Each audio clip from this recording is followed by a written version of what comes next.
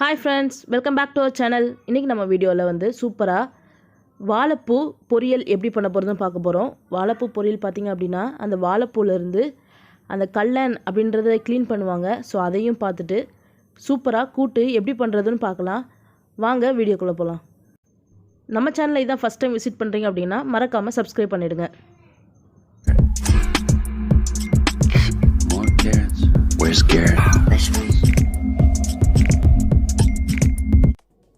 வாழைப்பூ பொரியல் வைக்கிறதுக்கு 4 வாழைப்பூ எடுத்திருக்கேன். ஸோ இந்த வாழைப்பூ பார்த்திங்க அப்படின்னா நாட்டு வாழைப்பூ.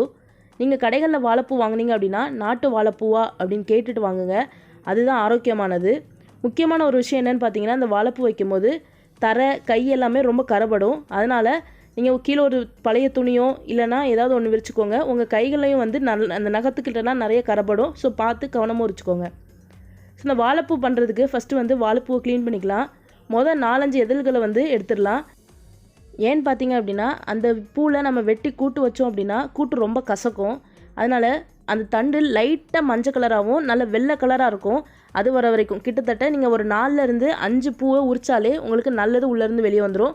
இதுவும் வந்து விஷமோ இல்லைனா கெட்டதோ கிடையாது. நம்மளுக்கு கூட்டு வைக்கும் போது கசக்கும். அதனால தான் அதை வேண்டாம் அப்படிங்கிறது. ஸோ இங்கே பாருங்கள், நான் சொன்னேன் இல்லையா, தண்டு நல்ல வெள்ளை கலராகவும் கீழே வந்து லைட் மஞ்சள் கலராக இருக்கும். அது வர வரைக்கும் நம்ம வந்து உரிச்சிக்கலாம்.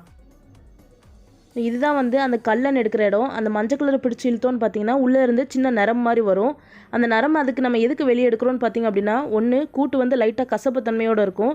இன்னொன்று வந்து அந்த நரம்பு வந்து நம்ம கூட்டு பொரியல் பண்ணும்போது வேகாது. நம்ம சாப்பிடும்போது அந்த நரம்பு வந்து வாயில் தட்டுப்படும். அதனால தான். ஸோ எதிர்ச்சியாக 1-2 விழுந்தால் தப்பு கிடையாது. மற்றபடி நம்ம எல்லாத்தையும் எடுக்க முயற்சி பண்ணோம்.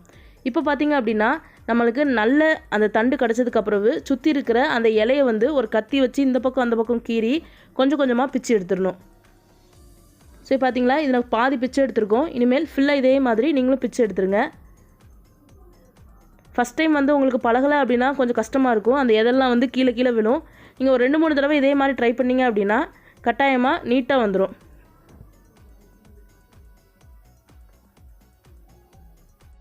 அந்த உள்ளே இருக்கிற தண்டெல்லாம் நீட்டாக லைட்டாக கத்தி வச்சு நீட்டாக வெட்டி எடுத்துருங்க. ஏன்னா நம்ம கூட்டுக்கு வந்து வெட்டினாலும் அது வந்து நம்மளுக்கு வந்து நம்ம கூட்டு சாப்பிடும் போது விஷமோ அந்த மாதிரி எதுவுமே கிடையாது. நம்மளுக்கு வந்து நம்ம பூவோடு சேர்ந்து வேகாது. இன்னொன்று அதோட டேஸ்ட்டு வந்து ஒரு கசப்பு தன்மையை கொடுத்துரும். அதனால தான் கவனமாக அந்த உள்ளே இருக்க தண்டு மேலே இருக்கிறதெல்லாம் வந்து எடுத்துக்கோங்க அப்படின்னு சொல்கிறது. இப்போ பார்த்திங்க அப்படின்னா உள்ளே இருக்க தண்டு எல்லாத்தையுமே எடுத்தாச்சு. மேலே இருக்கிறது குருத்துன்னு சொல்லுவாங்க. ஸோ அதை பச்சையாக சாப்பிட்லாம். ஆனால் சாப்பிட்டா லைட்டாக பல்ல கரைபடும். அதை நம்ம பார்த்துக்கணும். அப்படி இல்லை அப்படின்னா கூட்டில் வந்து சின்ன சின்னதாக வெட்டி போட்டால் கூட சூப்பராக கூட்டோடு சேர்ந்து சாப்பிடும்போது நம்மளுக்கு ஒரு பிரச்சனையும் கிடையாது. வாழைக்காய் வந்து பச்சையாக சாப்பிட்டிங்க அப்படின்னா அதை குருத்துன்னு சொல்லுவாங்க. மேலே அந்த குச்சா இருக்குது பார்த்திங்களா, அதை பச்சையாக சாப்பிட்டோம் அப்படின்னா உண்மையிலே டேஸ்ட்டாக இருக்கும், இந்த தென்னங்குருத்து மாதிரி. பட் ஆனால் பல்ல கரைபடும்.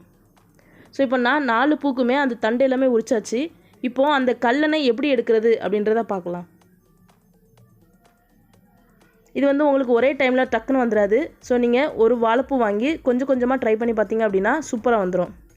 ஸோ அந்த மஞ்சள் கலரை மொத்தமாக கத்தியில் பிடிச்சி நீங்கள் டைட்டாக பிடிச்சி இழுத்தீங்கன்னாவே வந்துடும். இதுதான் அந்த கல்லன்னு சொல்கிறது. இது வந்து நான் முக்கியமாக சொல்கிறேன், இது உடம்புக்கு கேடோ இல்லைனா விஷமோ எதுவுமே கிடையாது.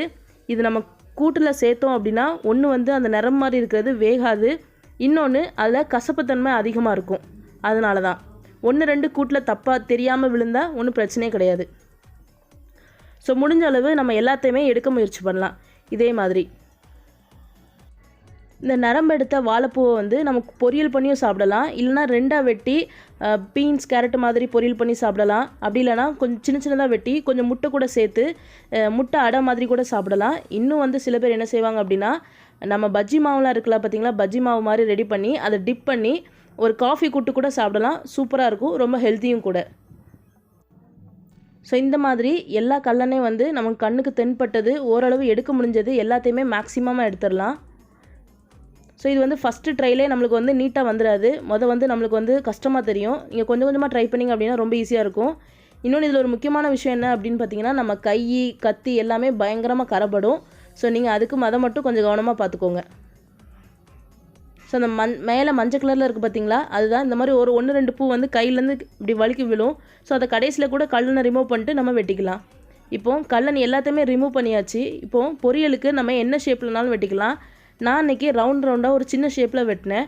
சில பேர் வந்து 2ஆக வெட்டி போடுவாங்க. இது வந்து டக்குன்னு ஒரு வேகிற பொருள் தான். ஸோ நம்மளுக்கு என்ன ஷேப் தேவையோ அந்த ஷேப்பில் நீங்கள் வெட்டிக்கலாம்.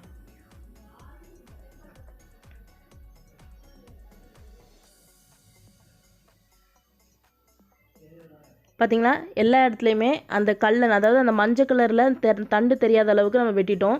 இப்போ வெட்டுறது எப்படின்னு பார்த்தீங்க அப்படின்னா, ஒவ்வொரு இதாக இது பண்ணி சின்ன சின்னதாக ரவுண்டாக வெட்டலாம். அப்படி இல்லைனா 2ஆக வெட்டி கூட போடலாம். இது உங்களோட விருப்பம். நீங்கள் எந்த ஷேப்லனாலும் வெட்டிக்கலாம். அந்த மேலே இருக்கிற தண்டை வந்து கீழே போட்டுருங்க.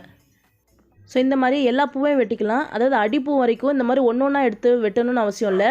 அந்த மேலே கொஞ்சம் பெரிய பூவாக இருக்கிறத மட்டும் இப்படி ஒன்று ஒன்றா எடுத்து வெட்டலாம். அதுக்கப்புறம் குருத்தோடே வச்சு சின்ன சின்னதாக நம்ம வெட்டிடலாம். ஸோ இன்னொன்று, இந்த வாழைக்கால ஒரு முக்கியமான விஷயம் என்னென்னு பார்த்தீங்க அப்படின்னா, நம்ம வெட்டினோடனே வாழைக்காய் டக்குன்னு கருத்துரும். அதனால் பக்கத்தில் கொஞ்சம் தண்ணி வச்சு வெட்ட வெட்ட தண்ணிக்குள்ளே போட்டுக்கிடுவாங்க. ஸோ நீங்கள் ஃப்ரிட்ஜில் வச்சு அடுத்த நாள், அதாவது முந்தின நாள் நைட்டே நான் வந்து வெட்டி வச்சு அடுத்த நாள் யூஸ் பண்ணிக்கலாமா அப்படின்றது வந்து வாழைப்பூ வந்து கொஞ்சம் கருத்து போயிடும். நீங்கள் உடனே வெட்டி உடனே கூட்டு வச்சா தான் நல்லாவும் இருக்கும். நீங்கள் வேணால் பாருங்களேன், நான் வந்து வெட்டி வச்ச ஒரு 2 நிமிஷத்தில் வந்து பூ டக்குன்னு கருத்து போயிடும். ஸோ இதுதான் பார்த்திங்க அப்படின்னா, நான் மேலே இருக்கிற பெரிய தண்டெல்லாம் எடுத்துட்டேன்.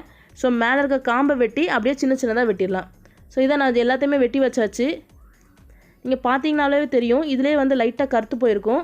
லைட்டாக ஒரு தடவை கழுவிட்டு நீங்கள் தண்ணியில் நல்லா போட்டுருங்க. நம்ம வெட்ட வெட்ட தண்ணியில் போட்டோம்னாலே பிரச்சனை கிடையாது, ரொம்ப கருக்காது. ஸோ பார்த்தீங்களா, நான் தண்ணியில் போட்டிருந்தேன். பட் அப்படினாலும் கொஞ்சம் கருத்து போயிட்டு, ஆனால் அது ஒன்றும் பிரச்சனை இல்லை. டேஸ்ட்டோ நம்மளுக்கு வந்து சத்தம் எதுவுமே குறையாது. ஸோ கூட்டு வைக்கிறதுக்காக ஒரு 2 டேபிள் ஸ்பூன் எண்ணெய் எடுத்துக்கிட்டேன். கொஞ்சம் போல் கடுகு உளுந்த பருப்பு எடுத்துக்கிட்டேன். இது கூடவே ஒரு வெங்காயத்தை நல்லா சின்ன சின்னதாக நறுக்கி வச்சுருக்கேன், அதையும் சேர்த்துக்கிட்டாச்சு.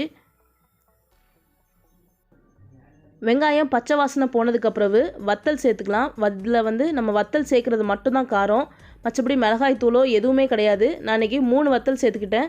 கிட்டத்தட்ட இது 4 பூ அப்படின்னு சொல்லுவோம். லாஸ்ட்டில் நம்ம வெட்டினோம் அப்படின்னா ஒரு 2 கை அளவுக்கு தான் வரும். கூட்டு வச்சோம் அப்படின்னா 1 கை அளவுக்கு தான் இருக்கும். ஸோ அதனால் நான் 3 வத்தல் சேர்த்துக்கிட்டேன். ஸோ வாழைப்பூவை இப்போ வெங்காயத்து கூட சேர்த்துடலாம். தண்ணியிலேருந்து லைட்டாக அப்படி புளிஞ்சு சேர்த்தா போதும். நம்ம வெட்ட வெட்ட தண்ணியில் போட்டோன்னா பூ வந்து இந்த அளவுக்கு கருத்து போயிருக்காது. நான் உங்களுக்கு நீட்டாக வெட்டி வீடியோ எடுத்ததுனால அது கொஞ்சம் டிலே ஆகிட்டு நான் தண்ணியில் போடுறதுனால, அதனால் லைட்டாக பூ கருத்த மாதிரி இருக்குது. ஸோ இப்போ பார்த்தீங்க அப்படின்னா இதுக்கு மேலே தண்ணியோ எதுவுமே தெளிக்க வேண்டாம். வாழைப்பூ சுருங்க சுருங்க தண்ணி விடும்.